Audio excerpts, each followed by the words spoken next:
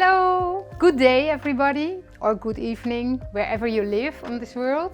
I'm Irma Mus, a teacher of the Boerma Instituut in Aalsmeer, the Netherlands. And today it's my turn to do the live stream. The subject is to make a wreath. And I did some preparations on the wreath. It is an oasis wreath. The oasis wreath is available here in the shop, so you can buy it in our school or on the website.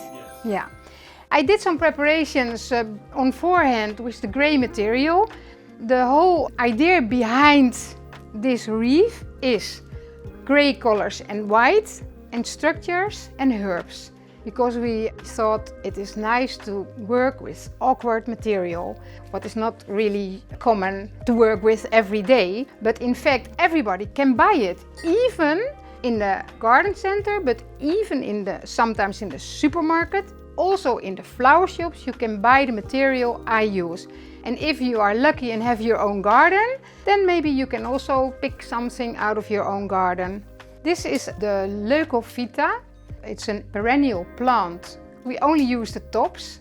And as one moment. I have to warm up a little bit, sorry. But this is the plant. You have them in different sizes. And then we keep this, we put it in the garden. The ground is still warm, so we can plant them. And next year we have a new plant and we can use it again. So we have grey, green, white colors. And we have loads of structures here. And we have herbs. We have the sage. And we have the lemon thyme.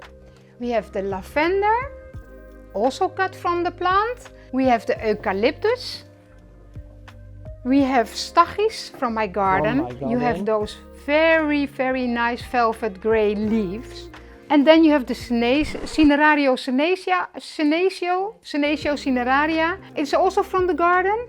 It is an annual plant, but when the winters are very soft, you can keep it for 2 or 3 years even. And it is nice for the grey color, misty grey color. And then I also thought, let's use the foliage of the cyclamen, the old-fashioned granny cyclamen. And the white color is beautiful in the grey colors. What I like is that every cyclamen has its own typical painting on the leaves. Perfect to put outside in the cool temperature. The leaves are easy to put in the oasis. The flowers are easy to use and they are bright white. So I take the leaves and then in between the Leucophyta I put the cyclamen leaves. Turn the wreath all the time. Don't forget the inside, also important. Mix well, nothing in groups, all mixed. Mixed textures, mixed color shades.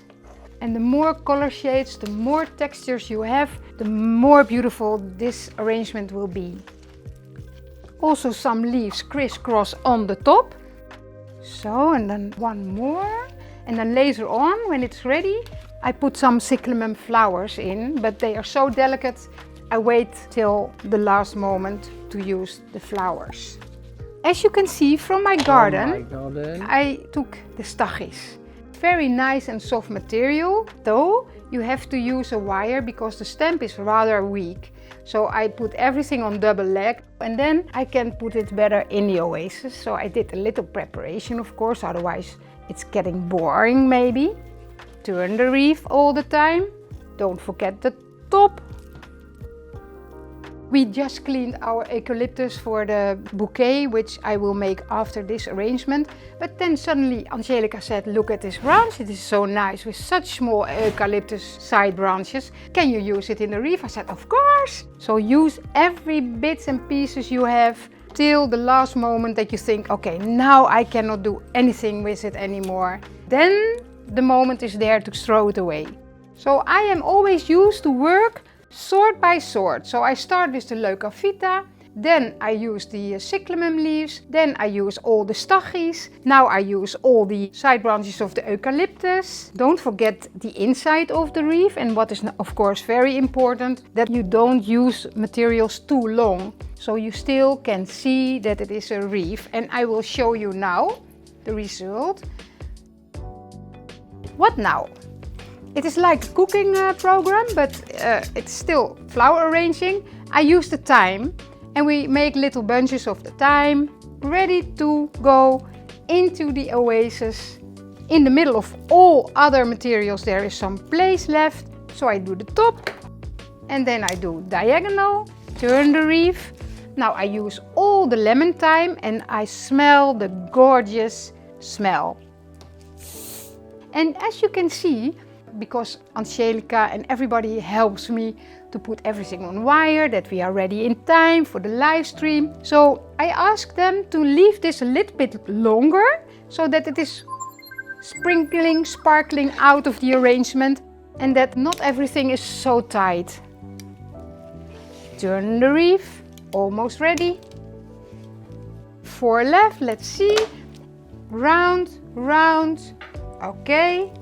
Here's a spot left, and here is a little spot left for the thyme, here and here. And then I will show you how it looks after the gorgeous thyme. Now it looks like this. And you see, it's all colors of gray, all shades of gray, and every time it's a little bit different. Okay, next, this material. And this is from the garden. You can also buy it as a cut foliage. You see, I make little bunches. So the smallest leaf I put on the bunch. I did not prepare before. Then the top is left. Now the top is nice for on the top.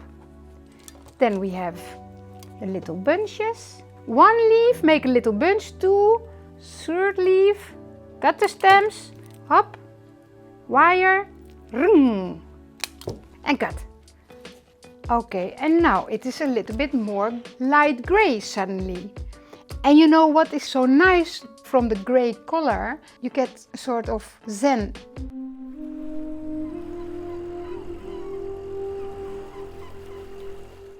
You know, gray is neutral, is soft, and gray is okay. Yeah. And the habit of grey is, that is echt special, grey is not a color, but it is a nuance. Because when you put grey next to another color, suppose I put grey next to pink, then grey color absorb the pink and reflect the pink. So suddenly the grey seems to be a little bit pink.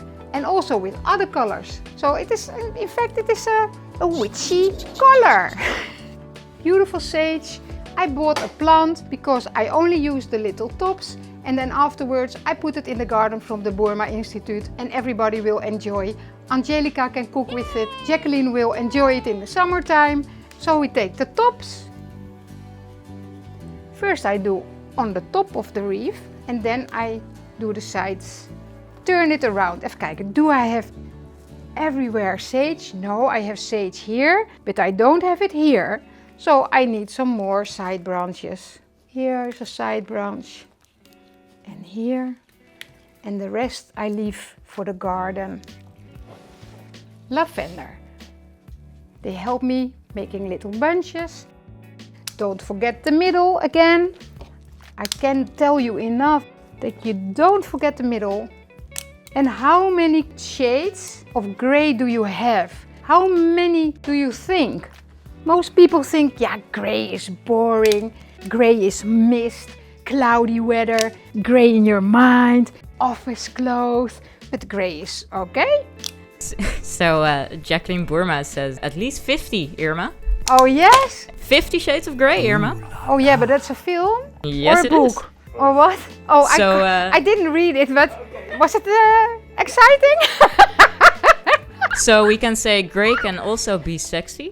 Yes, of course. Oh, I must read the book. Look at this. And I think I forgot to mention, when you do the bigger leaves, like this one, you can also fold them double, like a bow. So next step, flowers. I choose spray roses. Because when you use the bigger roses, then it is like spotlights in this wreath. And when you take the side branch of a spray rose, then it just mixes in the whole thing and it's more delicate. Cut them sharp Also the little buds, tiny buds, doesn't matter if they are not flowering, but they are nice. In the arrangement, don't throw them away, be economical. Be careful with the roses, eh? If you are not careful with the roses and you throw them on the table, and on the table is water, on the table is a little bit leaf material and a little bit dirt, then you get all those cracking, crinkling brown things in the leaves. Oh yeah, Irma, what kind of wreath are you using? I use an Oasis wreath, biodegradable, and it is the 40 centimeter wreath. When you want to soak the wreath, you first take some water and don't push the whole wreath underwater, because otherwise the air will stay in the oasis and you put your flowers in the air and there is no water. Put the wreath in the water and let it soak itself. And show you what I did with the roses. You see? And I immediately see a hole here, and that is exactly the place for a berry. The Hypericum Coco Uno, and that is a white Hypericum. I don't need the leaves. I even can split this berry, you see? 1, 2, 3, and the main stem. We start. Where was the spot? Was it here? In front? There, yes. Okay, prima. Now I can sleep tonight. And then it is a matter of mixing. And it doesn't matter if some berries are a little bit deeper in between the other material, because then you get more three-dimensional effect. Makes it more interesting to look at. Turn it around.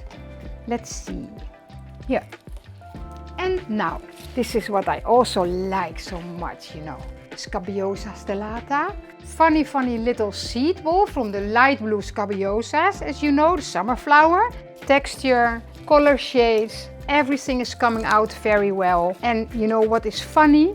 That this wreath you can keep forever. When I'm here next year, the wreath is still there, because I also use all materials which you can dry very well. Maybe the roses will be a little bit brownish, but that doesn't matter. When the roses are sand like white color, it is very nice together with the Scabiosa stellata. I always have, like talks with Mike. I said, Mike, this is so nice. We can dry this. Yeah, you can use it again. Yes, he said, yeah, you can use it with Christmas, or even in the autumn with white pumpkins, mini pumpkins, or with Christmas you do some silver glowy around it, and white, maybe white pine cones. And then when the Valentine is there, we spray it pink and put some little hearts in it.